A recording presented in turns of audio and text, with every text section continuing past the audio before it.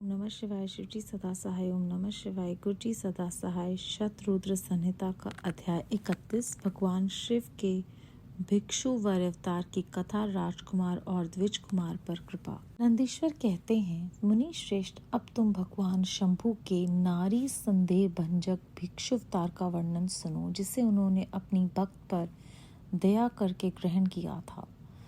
विदर्भ देश में सत्यरथ नाम से प्रसिद्ध एक राजा थे, जो धर्म में तत्पर, सत्यशील और बड़े बड़े शिव भक्तों से प्रेम करने वाले थे। धर्म पूर्वक पृथ्वी का पालन करते हुए उनका बहुत सा समय सुख पूर्वक बीत गया। तदनंतर किसी समय शालव देश के राजाओं ने उस राजा की राजधानी पर आक्रमण करके उसे चारों ओर से घेर लिया। बलोन्मत्त शालव देशीय क्षत्रियों के साथ, जिनके पास बहुत बड़ी सेना थी, राजा सत्यरथ का बड़ा भयंकर युद्ध हुआ। शत्रुओं के साथ दारुण युद्ध करके उनकी बड़ी भारी सेना नष्ट हो गई। फिर देवयोग से राजा भी शालवों के हाथ से मारे गए। उन नरेश के मारे जाने पर मरने से बचे हुए सैनिक मंत्रियों सहित भय से विह्वल हो भाग खड़े हुए। मुने उस समय विदर्भराज सत्यरथ की महारानी शत्रुओं से घिरी होने पर भी कोई प्रयत्न करके रात के समय अपने नगर से बाहर निकल गई। वह गर्भवती थी, अतः शोक से संतप्त हो भगवान शंकर के चरणारविंदों का चिंतन करती हुई वह धीरे धीरे पूर्व दिशा की ओर बहुत दूर चली गई। सवेरा होने पर रानी ने भगवान शंकर की दया से एक निर्मल सरोवर देखा। उस समय तक वह बहुत दूर का रास्ता तय कर चुकी थी। सरोवर के तट पर आकर वह सुकुमारी रानी एक छायादार वृक्ष के नीचे बैठ गई। भाग्यवश उसी निरंजन स्थान में वृक्ष के नीचे ही रानी ने उत्तम गुणों से युक्त शुभ मुहूर्त में एक दिव्य बालक को जन्म दिया, जो सभी शुभ लक्षणों से संपन्न था। दैववश उस बालक की जननी महारानी को बड़े जोर की प्यास लगी। तब वह पानी पीने के लिए उस सरोवर में उतरी। इतने में ही एक बड़े भारी ग्रह ने आकर रानी को अपना ग्रास बना लिया। वह बालक पैदा होते ही माता पिता से हीन हो गया और भूख प्यास से पीड़ित हो उस तालाब के किनारे जोर जोर से रोने लगा। इतने में ही उस पर कृपा करके भगवान महेश्वर वहां आ गए और उस शिशु की रक्षा करने लगे। उन्हीं की प्रेरणा से एक ब्राह्मणी अकस्मात वहां आ गई।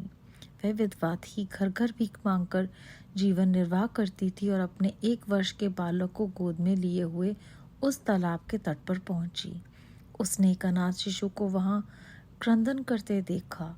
निर्जन वन में उस बालक को देखकर ब्राह्मणी को बड़ा विस्मय हुआ और वह मन ही मन विचार करने लगी, अहो, ये मुझे इस समय बड़े आश्चर्य की बात दिखाई देती है कि यह नवजात शिशु, जिसकी नाल भी अभी तक नहीं कटी है, पृथ्वी पर पड़ा हुआ है। इसकी माँ भी नहीं है, पिता आदि दूसरा कोई सहायक भी यहाँ नहीं दिखाई देते। क्या कारण हो गया? न जाने ये किसका पुत्र है। इसे जानने वाला यहाँ कोई भी नहीं, जिससे इसके जन्म के विषय में पूछूं। इसे देखकर मेरे हृदय में करुणा उत्पन्न हो गई है। मैं इस बालक का अपने और इस पुत्र की भांति पालन पोषण करना चाहती हूँ, परंतु इसके कुल और जन्म आदि का ज्ञान न होने के कारण इसे छूने का साहस नहीं होता। ब्राह्मणी जब इस प्रकार विचार कर रही थी, उस समय भक्त वत्सल भगवान शंकर ने बड़ी कृपा की। बड़ी बड़ी लीलाएं करने वाले महेश्वर एक सन्यासी का रूप धारण करके सहसा वहां आ पहुंचे, जहां वह ब्राह्मणी संदेह में पड़ी हुई थी और यथार्थ बात को जानना चाहती थी। श्रेष्ठ भिक्षु का रूप धारण करके आए हुए करुणा निधान शिव ने उसे हंसकर कहा, ब्राह्मणी, अपने चित्त में संदेह और खेद को स्थान न दो। ये बालक परम पवित्र है। तुम इसे अपना ही पुत्र समझो और प्रेम पूर्वक इसका पालन करो। ब्राह्मणी बोली, प्रभु, आप मेरे भाग्य से ही यहाँ पधारे हैं। इसमें संदेह नहीं कि मैं आपकी आज्ञा से इस बालक का अपने पुत्र की भांति पालन पोषण करूंगी। तथापि मैं विशेष रूप से ये जानना चाहती हूँ कि वास्तव में ये कौन है, किसका पुत्र है और आप कौन हैं जो इस समय यहाँ पधारे हैं। भिक्षुवर, मेरे मन में बारंबार ये बात आती है कि आप करुणा सिंधु शिव ही हैं और ये बालक पूर्व जन्म में आपका भक्त रहा है। किसी कर्म दोष से ये इस दुर्वस्था में पड़ गया है। इसे भोग कर यह पुण्य आपकी कृपा से परम कल्याण का भागी होगा। मैं भी आपकी माया से ही मोहित हो मार्ग भूलकर यहाँ आ गई हूँ। आपने ही इसके पालन के लिए मुझे यहाँ भेजा है। भिक्षु प्रवर शिव ने कहा, ब्राह्मणी सुनो, ये बालक शिव भक्त विदर्भराज सत्यरथ का पुत्र है। सत्यरथ को शाल्वदेशीय क्षत्रियों ने युद्ध में मार डाला है। उनकी पत्नी अत्यंत व्यग्र हो रात में शीघ्रतापूर्वक अपने महल से बाहर भाग आईं। उन्होंने यहाँ आकर इस बालक को जन्म दिया। सबेरा होने पर वह प्यास से पीड़ित हो सरोवर में उतरी। उसी समय दैववश एक ग्रह ने आकर उन्हें अपना आहार बना लिया।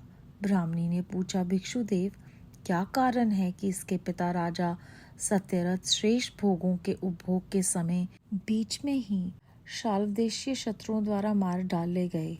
किस कारण से इस शिशु की माता को ग्रह ने खा लिया और ये शिशु जो जन्म से ही अनाथ और बंधुहीन हो गया, इसका क्या कारण है? मेरा अपना पुत्र भी अत्यंत दरिद्र एवं भिक्षुक क्यों हुआ तथा मेरे इन दोनों पुत्रों को भविष्य में कैसा सुख प्राप्त होगा? भिक्षुवर्य शिव ने कहा, इस राजकुमार के पिता विदर्भराज पूर्व जन्म में पांड्य देश के शेष राजा थे। वे सब धर्मों के ज्ञाता थे और संपूर्ण पृथ्वी का धर्म पूर्वक पालन करते थे। एक दिन प्रदोष काल में राजा भगवान शंकर का पूजन कर रहे थे और बड़ी भक्ति से त्रिलोकीनाथ महादेव जी की आराधना में संलग्न थे। उसी समय नगर में सब और बड़ा भारी कोलाहल मच गया। उस उत्कृष्ट शब्द को सुनकर राजा ने बीच में ही भगवान शंकर की पूजा छोड़ दी और नगर में शोभ फैलाने की आशंका से राजभवन से बाहर निकल गए। इसी समय राजा का महाबली मंत्री शत्रु को पकड़कर उनके समीप ले आया। वह शत्रु पांड्य राज का ही सामंत था। उसे देखकर राजा ने क्रोधपूर्वक उसका मस्तक कटवा दिया। शिव पूजा छोड़कर नियम को समाप्त किए बिना ही राजा ने रात में भोजन भी कर लिया। इसी प्रकार राजकुमार भी प्रदोष काल में शिवजी की पूजा किए बिना ही भोजन करके सो गया। वही राजा दूसरे जन्म में विदर्भराज हुआ था। शिवजी की पूजा में विघ्न होने के कारण शत्रुओं ने उसको सुख भोग के बीच में ही मार डाला। पूर्व जन्म में जो उसका पुत्र था वही इस जन्म में भी हुआ है। शिवजी की पूजा का उल्लंघन करने के कारण यह दरिद्रता को प्राप्त हुआ है। इसकी माता ने पूर्व जन्म में छल से अपनी सौत को मार डाला था। उस महान पाप के कारण ही वह इस जन्म में ग्रह के द्वारा मारी गई।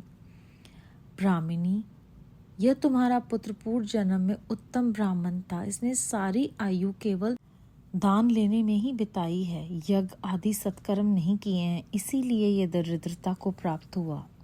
उस दोष का निवारण करने के लिए अब तुम भगवान शंकर की शरण में जाओ। ये दोनों बालक योगोपवित संस्कार के पश्चात भगवान शिव की आराधना करें। भगवान शिव इनका कल्याण करेंगे। इस प्रकार ब्राह्मणी को उपदेश देकर भिक्षु श्रेष्ठ सन्यासी का शरीर धारण करने वाले भक्तवत्सल शिव ने उसे अपना उत्तम स्वरूप का दर्शन कराया।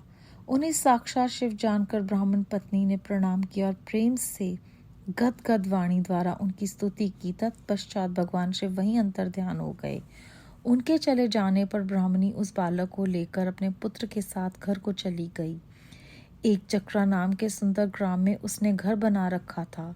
वह उत्तम अन्न से अपने बेटे तथा राजकुमार का भी पालन पोषण करने लगी। यथा समय ब्राह्मणों ने उन दोनों का यज्ञोपवीत संस्कार कर दिया। वे दोनों शिव की पूजा में तत्पर रहते हुए घर पर ही बड़े हुए।